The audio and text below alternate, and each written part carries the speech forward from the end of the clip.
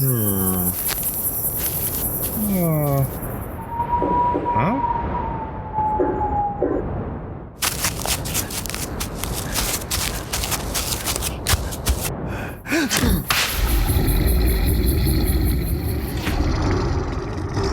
You're listening to Cryptid Clues, featuring your hosts, Taylor Field and Reuben Olson.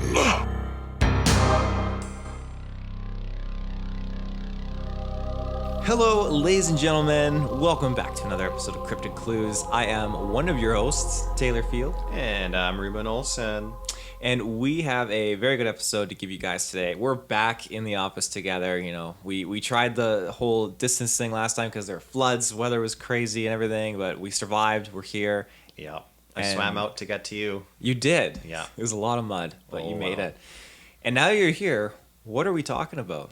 Today we're going to be talking about a very, very special type of Bigfoot. The Yeren. The Yaren, yes. But before we get to the Yaren, some plugs. This is a little Easter egg just to keep you intrigued.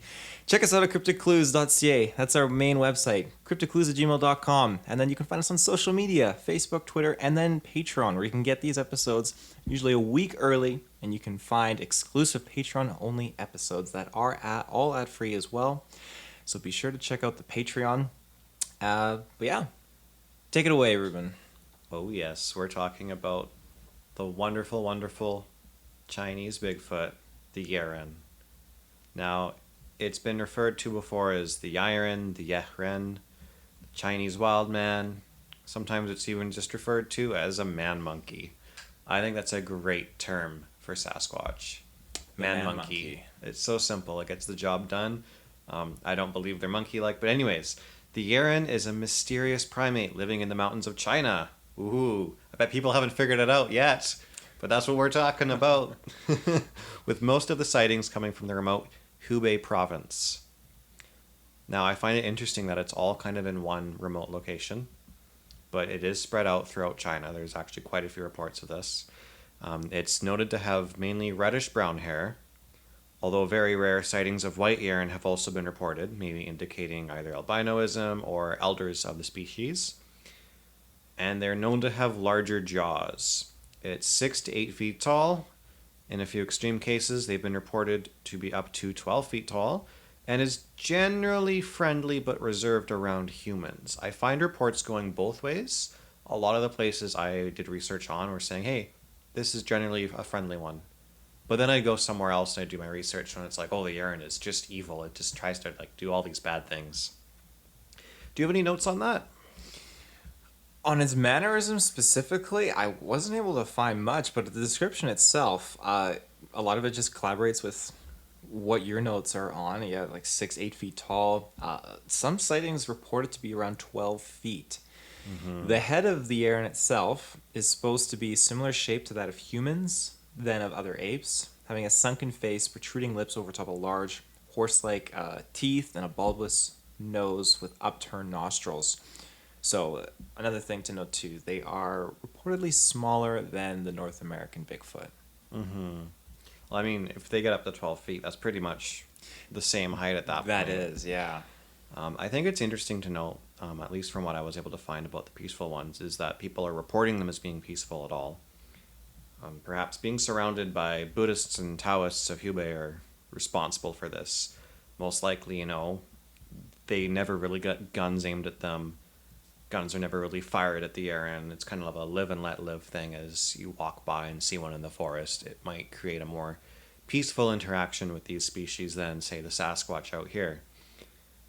At the same time, all those conflicting violent reports it's kind of a toss-up, what's really going on, right? Yeah. People report what they're going to report. Maybe there's some nice ones, maybe there's some bad ones, maybe they change their moods every time you see them, who knows? Perhaps it just depends on the area or time frame of these reports too, right? And also, the Chinese government has searched China to find the Yeren too. I find this interesting that they've made this so public out there. Like out here, you would never hear the government making a search for Sasquatch, but the Chinese government went out and did a bunch of research and tried to find Yeren. And of course, I guess if they did find something, they probably didn't say too much. Many footprints and hair traces have been found by researchers out in China. Much like the Yeti or Sasquatch, the species has never been really confirmed by scientists, so it remains in the realm of legend and cryptozoology. Despite its size, it is said to be less robust and stocky than Sasquatch in a sense, so kind of goes along with what you're saying about them being shorter. So descriptions aside, do you have any reports and evidence to note, Taylor? I do have some on evidence. Just kind of a tidbit on what you mentioned about the government. I had found that around the 1950s and 60s when they became extremely interested in the Yeren. So that's when they were relating to discoveries between Bigfoot, Yeti, all that stuff. All the way up to this 1976, there was I know I'm going to say this wrong. Inhua, do you pronounce the X in a Chinese language? Sometimes it's more like She, Is that kind of a sound? Like Shénnóngjià? Okay. Well, sure, go with I will that. run with that. Again, I apologize. I hope I'm not like offending or saying a swear word or anything like that. Something offensive. A Chinese news agency. So they stated that over 400 people have reported actually seeing the Yaren within the last century, which is pretty good. That's a fair bit. That's a fair bit. A lot of them more recent than previous, but many footprints and hair traces have been found. Although, like you said, the species has never been confirmed by scientists and remains in the area of cryptozoology. Mm-hmm. Yeah, despite its size, though, it is said to be less robust and stockier than its other relatives, like I mentioned before. But yeah, a lot of hair and Sounds like a pretty hairy situation. Oh yeah, on top of the footprints that they found. The earliest report of a wild man actually appears in a local chronicle of Hubei's Fang County in the 17th century. Really? Yes, an author there claimed that a large number of them could be found on Mount Fang. And around that time, there were hundreds of sightings leading up to the 20th century, and people, of course, still report seeing them today. That's never really gone away. Some other ones to note, though, as well, like the first scientific observation of a Chinese Yeti or Yaren was made in 1940 by Wang Zelen, a biologist graduated from the Faculty of Biology at Chicago. And, quote, around September or October, we were traveling from Boji to Tianshui via Shénnóngjià City. Our car was between Xianghua City and Nyanganyang Plain, where we suddenly heard gunshots ahead of us. When the car reached the crowd that surrounded the gunman, all of us got down to satisfy our curiosity. We could see that a wild man was already shot dead and laid on the roadside. The body was still supple and the stature very tall, approximately 2 meters. The whole body was covered with a coat of thick, grayish-red hair, which was very dense.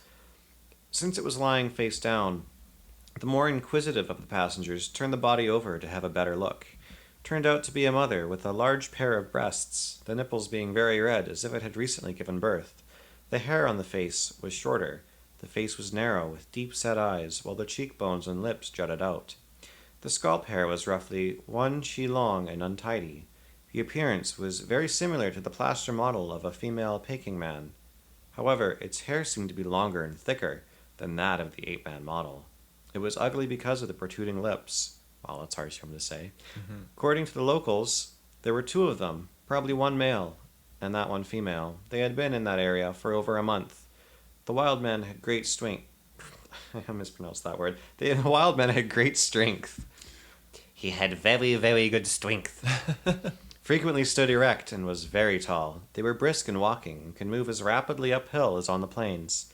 As such, ordinary folks could not catch up with them. They did not have a language and could only howl. Fascinating. Mm-hmm. And very relatable to, for us, North American Bigfoot kind of tales, I guess you could say. Absolutely. And obviously that one never went anywhere, too, I guess. Yeah. Otherwise, we'd have a body, but Mm-hmm. such seems to be the case every time there's a story about them being shot. And say, well, what happened after that? Mm-hmm. Where did the body go? That's where the government comes in. Oh, Yeah. I'm sorry. Didn't hear that from me. They come in, swoop it up, and be like, this will look good on our plates tonight. Yeah. And you want some Sasquatch dinner? Of all the things, and I know this is a little side note, of all the things I know, I love eating, moose is great. I love eating, deer and fish. Like I'm a carnivore, true and true. But I would never be able to condone eating like Hairy long pig. well, yeah, like a Sasquatch. I don't know. Like that borderlines. I think next to like cannibalism. Yeah, to no, me, so. that'd be insanity. We want a specimen. I think it's sad, but one of these things eventually has to be shot. Hopefully not eaten. Oh, absolutely. Hopefully not. Like, even. okay, well, we God. shot one, guys. Let's figure out what it tastes like, too. This is just For more, science. more gamey ham. For science. Oh, my gosh. man. Well, on that note, before we dive into a couple other reports here, I think we're getting close to an ad break. Let's do it. All right. See you folks in a minute. And we're back. Now, I took this opportunity to show Taylor a very interesting video clip, and I'm sure you'll be able to find it on the blog for this episode afterwards as well. Highly recommend you check it out. It is just a short clip. You can skim through it, just look at the interesting parts. But it's a video of a supposed half person, half Yeren. And this person is the result of a supposed rape of his mother by Yaren. So I'm just going to start from the beginning with the story around this, and then Taylor, if you want to interject with your thoughts afterward on that video I showed you, just let the viewers kind of know what you saw and what your thoughts on it are. But I'm going to go from a different quote than I told you. A curious incident was reported in the Daily Telegraph for the 2nd of December 1980 under the sensational title, Chinese Child Fathered by Ape Man. The Telegraph's special correspondent in Peking had read in the official daily paper, the paper being Guangming, an account of a woman who had disappeared for 27 days in 1939 in a forested area frequented by the wild men of Hubei province. The mountain area referred to is clearly Shénnóngjià, and the human interest of the story stems from the fact that the woman claimed she was captured by wild men and later gave birth to a monkey child. The offspring of this dubious union, the so-called monkey child of the headline, died in 1960, aged 21, but its bones, according to the Guangming Daily, have recently been dug up, and examination shows that the child's skeleton had the characteristics of both an ape and a man, though I could find no supporting proof of an article on the skeleton. The video makes it very, very clear that there is something different about his appearance, and it doesn't seem to be a very typical mutation or anything that we've seen in people before, or this is the kind of person that would have been like abducted and thrown into a carnival if it was anywhere else in the world except for this province, right? Scientists used to ask her personally, the mother, if they could study him, but she always asked them to just go away and leave them alone. So unfortunately, there's only a very, very short couple of video clips on this guy and really not much else to go on. And since there's no supporting proof of the bone study either, we really have nothing beyond this. I showed you the video, Taylor. Do you mind describing it for the viewers and sharing your thoughts on it here? Yeah. So this individual, he was crouching down. He squatted just like I would think an ape would.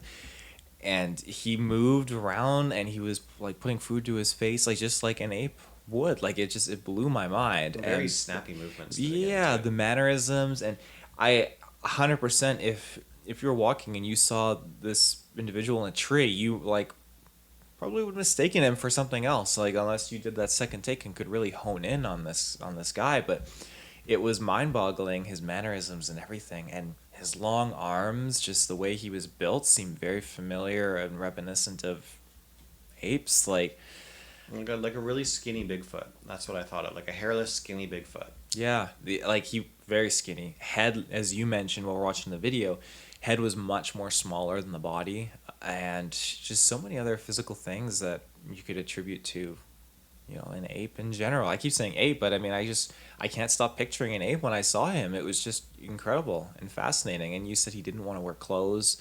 He couldn't speak, Yeah, but he understood. Interesting tidbits that I actually haven't told the audience yet. But no, he never wore clothes, and he refused to speak, but it seemed that he could understand the languages that he was taught perfectly. Mm-hmm. So he didn't speak, but what would he do? Would he just like hand motions or grunt and growl and Oh, stuff okay. like that? And I would imagine Bigfoot sounds, but that's just me imagining that, you know? So they went in and they dug up his bones after the fact. I'm assuming Possibly. There's no proof for there's that. no proof of that. Yeah. Okay. There's proof enough in the video and the reports and stuff from the Telegram, but only one article seemed to mention this whole bone thing, which I thought was interesting. I don't know where that was from. I couldn't find the source. I would love to find the source on that actually, but yeah, I think just going by appearance, you know, obviously you could look at that and say, well, it could be a cross between a man and an ape. No DNA studies or anything were mentioned like that. He was significantly taller. Again, he liked to squat down, and I've met tall individuals. They're very heightened, and but they at the same time, these tall individuals, you don't see too many that are. Again, a lot of them are basketball players, I guess you could say, and all that. But the way he was moving very different from the regular kind of taller, heightened individual that I see out in the day. I think we'd have to really look at that video and study the body ratios. Yeah. Because the tallest basketball player, body ratios are going to be the same as you and I. The shorter people, body ratios are going to be the same as you and I. This guy, something about his arms and legs just looks out of proportion. If his body ratios line up to something closer to, say, the Bigfoot body ratios, I think that would be pretty substantial evidence. Yeah. Granted, I know everyone's born different. It could just be one of those things because nature is a crazy thing. But yeah, Somebody get thinker thunker on that. Man, what would you do if you could go back in time and be a researcher and asked to study that guy? Would you be respectful and leave it be? Would you try to sneak in some extra videos and photos? What would you do? oh, it's hard. This is a human being we're talking about. This is a human being. I consider myself to be a pretty friendly person, and I don't like to get on other people's bad sides or anything along those lines. So I probably would be very withholding and just get that little footage, like, okay, that's enough, like, leave. I wouldn't push it or anything like that, but at the same time, it would be very, very difficult because you're dealing with a scenario that could be that bridge and that gap to finding out one of the possible truths about a cryptid. Yeah. And I can imagine how addicting and enticing that is. It's like, knowing you should take your winnings and leave the casino or something like that, but you just go back and you bet it all. Like, you get addicted and hooked, and you just don't want to stop because you're so close to getting that jackpot, right? So Do you think that's where all the good video clips of Bigfoot go? Missing in the woods? yeah, maybe. Well, I'll move on to another report here. I think that was probably the biggest one for the year, and I think it's sad in a sense what that scenario was. I mean, obviously the mother wasn't willing. It was a rape. The child unfortunately wasn't able to grow up properly and be treated very well. I think that whole scenario is very, very sad. I wish we could just get video of actual Yeren or Bigfoot out in the wild out in China, but... What year, sorry, was that again that he passed away in? Was that the 60s? So he died in 1960, age 21. Age 21. So that was, again, during the time period when the government really was diving into this. Interesting. Maybe they're the ones that dug up the bones. It's possible, yeah. Do, do, do, do, do, do. So, in the early 1950s, a geologist named Fan Xinguang claimed to have seen two wildmen in the province of Shénnóngjià. I feel terrible for mispronouncing all of this. Welcome to my world. I keep stopping and I'm not going to pronounce it right, and then I just pronounce it anyways. Over a period of 3 days, Fan and a local guide twice observed a mother and a baby wildman in a forest outside of Baoji City. That's pretty cool. While the mother was cautious, the child was more than happy to interact with the two men, and it even took chestnuts from them. Fan's guide told him that the wild man lived in a nearby cave and often came to the forest during the autumn and winter seasons to pick chestnuts.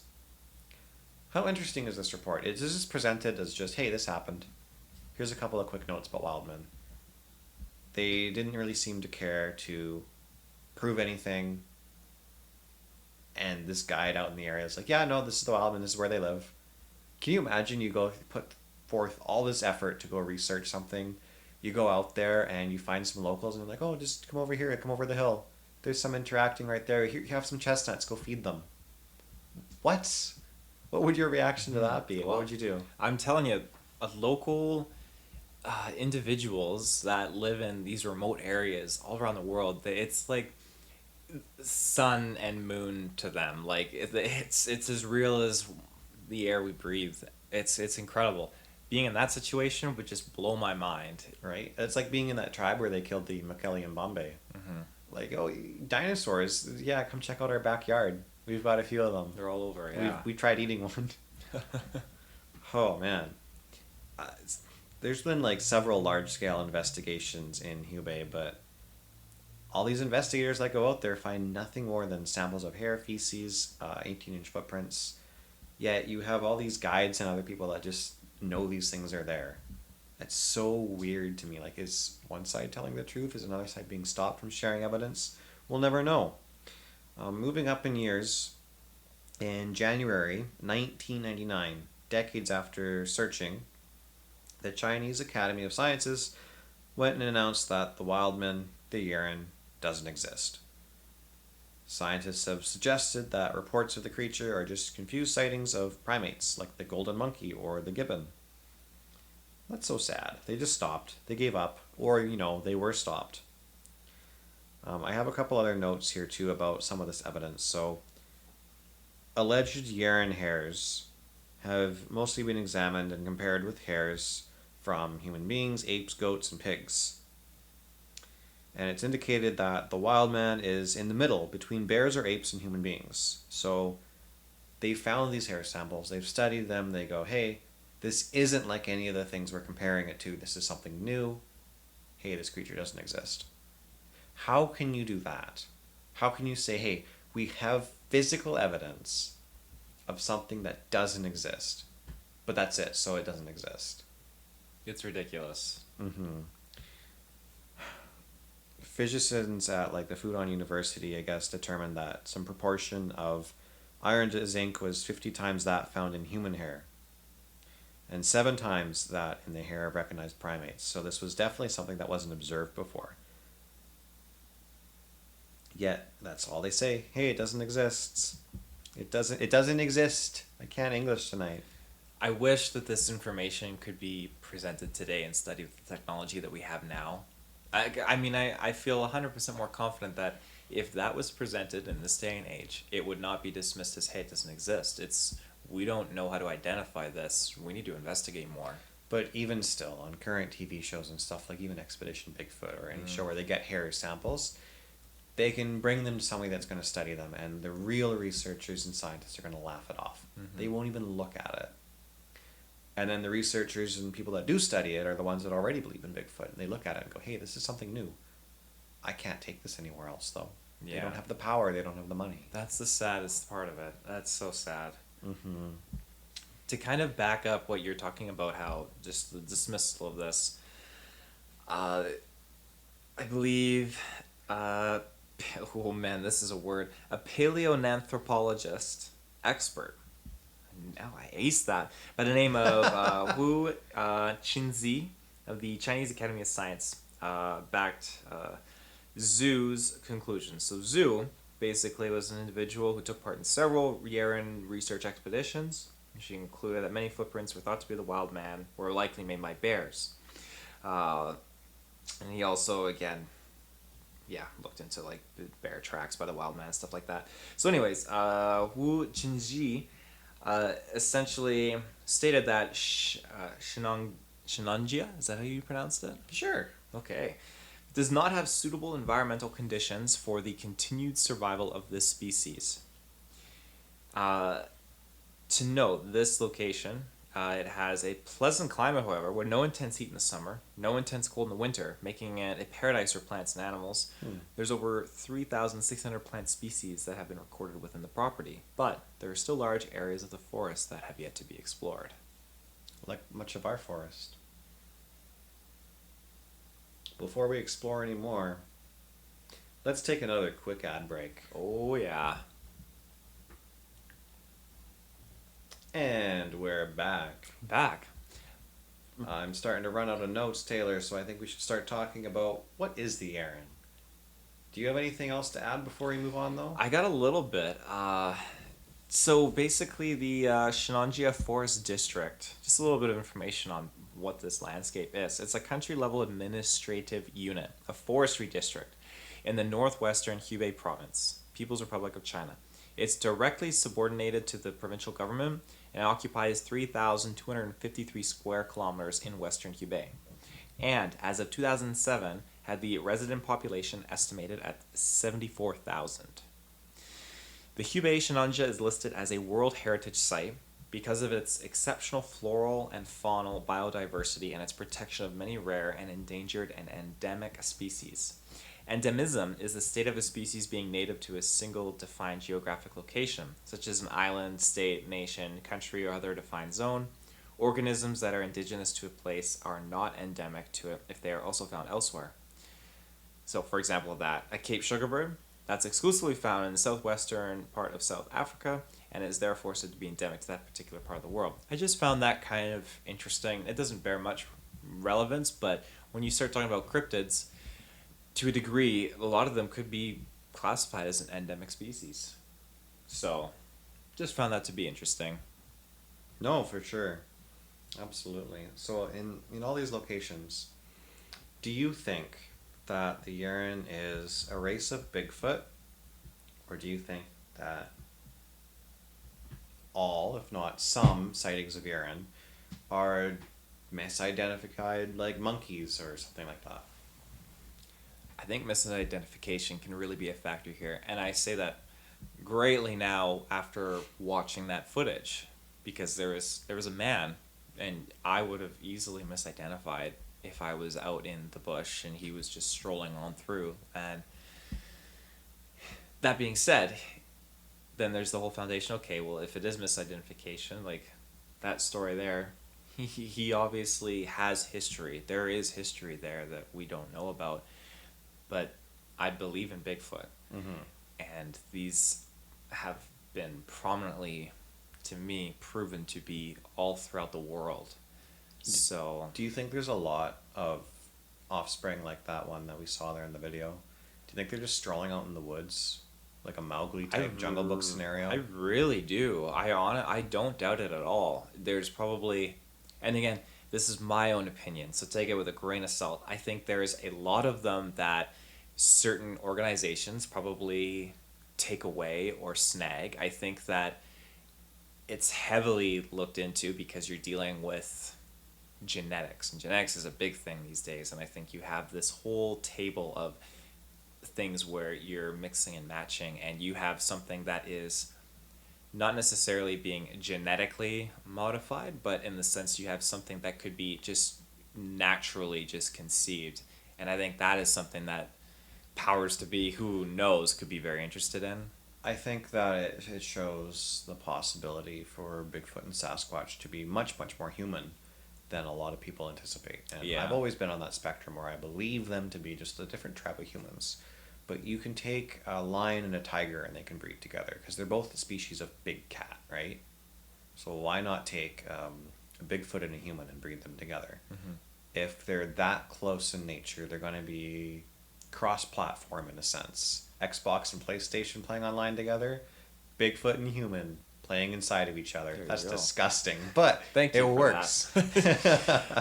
It comes out, it's really tall, and it's either full of hair or fully hairless, just like a weird kind of, it sounds insulting to say weird person, but... Well, when you think about it, and we'll definitely have to go more into this in another episode, humanity has been... We've evolved to this point dealing with other human species. It's crazy, to be honest. A lot of them have died out.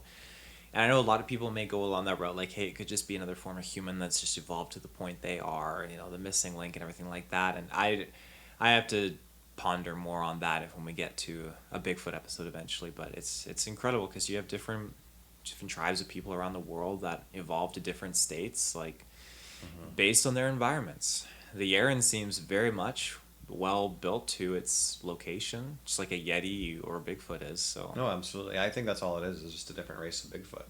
And at that point, different races of Bigfoots could be offspring of Bigfoot and human that interbreeded amongst each other. Now you have these slightly shorter, smaller Bigfoots that are kept onto their hairy genes or something like that. But can you imagine a whole race of Bigfoots that are all hairless? Ooh. that's us, right? Just the smaller ones. Yeah.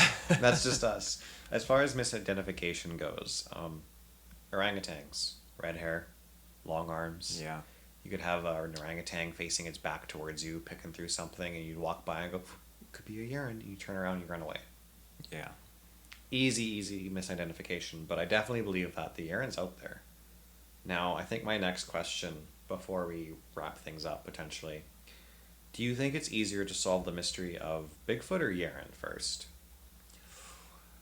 Well, that's interesting. You have the government that has invested a lot of time and money into looking into the Yaren, and maybe they did find something, and maybe they're just hiding it away. Maybe they've already crossed that bridge and dealt with it. And then maybe you have a government that's dealing with the Bigfoot that's come into play and seen and piggybacked off that research and is like, hey, we're just going to nip it in the butt without even saying we're going to look into it. I think between the two, we have maybe a better chance of finding something on Bigfoot before a Yeren, because I say this in the sense that we have a little bit more real estate to work with over here. I think when you look at the size and sheer volume and density of North American forests, national parks, everything, I realize now in retrospect saying that, like, well, that means there's lesser odds of finding something, but at the same time there's more possibility of there being more and more of them, more sightings and everything. And judging between the two, there's a lot more recent and common Bigfoot sightings than there are of the Yaren, at least that I could find. So I would say Bigfoot over Yaren. Why? What about you? No, that makes sense. I'm on the opposite side where I think the Yaren might be easier to find, because if you're going to go out into the North American forest and stuff, that's a lot of territory. You can't walk up to it. You have to fly over it and land in a spot and look, which means you need money. You need to be a powerful person to get to that point. You need to be leading an expedition, like having your own TV show. At that point, if you have a TV show, you've got a network behind you trying to make things interesting, holding you back from doing the real research, staying out there long enough to truly find something. And if you have a lot of money, there's not a lot of people out there that have the money to just go look for Bigfoot. They're going to spend it on other things. So our forest's too big. You go out to China, you go to the Hubei province, you have a specific location. The locals there already believe in Yeren. They're not out there looking for it. You have the researchers that went out to find stuff. They weren't rich people. They found hair samples, they found scat. Knowing what we know now, if we were to go out there and look in a small remote region where these things live, I think you're much more likely to find a Yeren if you're looking for it and you know how to find it. Almost kind of like going to locals and just be like, hey, I need the chestnuts. Take me over the hill there. Kind of like that then. Exactly, Okay. exactly. I mean, yes, you do need money to get out there, of course. It's like a vacation or something. But I think it's just smaller. You have less area to cover. Yeah. Yeah. No, that's fair, and you make a very good point. And on that note, ladies and gentlemen and people folk, I think that about wraps it up for this episode of Cryptid Clues. That sure does. Yeah, so again, be sure to check us out, CryptidClues.ca. You can find our blog, episodes, everything on there. And you can also find us on social media, Cryptid Clues on Twitter, Facebook, and Patreon. And then be sure to send us an email. If you want to say hi, you have a story, you want just to see how things are going, cryptidclues@gmail.com. So yeah. Bye-bye.